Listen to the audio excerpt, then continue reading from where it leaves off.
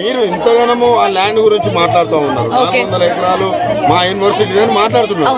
కానీ అసలు ఆ ల్యాండ్ కు ఈ యూనివర్సిటీకి ఎలాంటి సంబంధం లేదు. యూనివర్సిటీకి సంబంధం లేనప్పుడు బుల్డోజర్లు మా యూనివర్సిటీలో ఎందుకున్నాయి?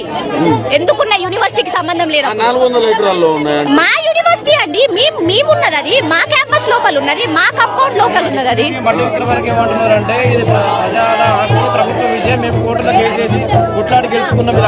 ప్రైవేట్ సంస్థ కేటాయించిన 1974 యూనివర్సిటీ ఎస్టాబ్లిష్మెంట్ అయింది. అప్పుడు మాకిచ్చింది యూనివర్సిటీ ల్యాండ్ కేవలం అకాడమిక్ పర్పస్ కి మాత్రమే యూజ్ చేయాలి.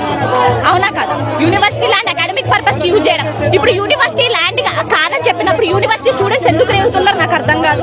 ఇప్పుడు పెయిడ్ ఆర్టిస్టులు వాళ్ళందరూ చేస్తున్నారంటే మీకు మీడియా కలో లేదు. లోపల వచ్చి చూడండి ఎంత మంది, వందల జనాలు ఒకే మోటో మీద ఉన్నారు.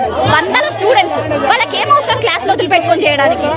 అంటే ఇప్పుడు ఈ గేట్ల మధ్యలో ప్రొటెస్ట్ చేయడం అంటే ఈ మాత్రం స్వేచ్ఛ, ప్రొటెస్ట్ చేసుకునే స్వేచ్ఛ లేదు తెలంగాణలో. ఏం చెప్తారు సీఎం గారికి పర్సనల్ గా నేను ఓటేసానండి.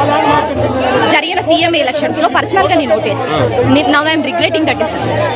ఎందుకంటే ఆయన మాకు మా పేరెంట్స్, మా ఫ్యామిలీస్ చెప్పింది ఏంటంటే కాంగ్రెస్ పరిపాలన వస్తే పిల్లల భవిష్యత్తుకి, ఎంప్లాయ్మెంట్ కి వాళ్ళు ఆలోచిస్తారని చెప్పి. అది ఇక్కడ పిల్లల భవిష్యత్తుని తీసేసి వాళ్ళు కట్టుకునే డెవలప్మెంట్ ఎవరికి ఉపయోగం అండి?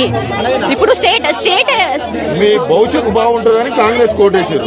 మరి ఇప్పుడు ఎలా ఉంది? ఇప్పుడు రిగ్రెట్ అవుతున్నా నేను ఆ డెసిషన్ ని రిగ్రెట్ అవుతున్నా నేను.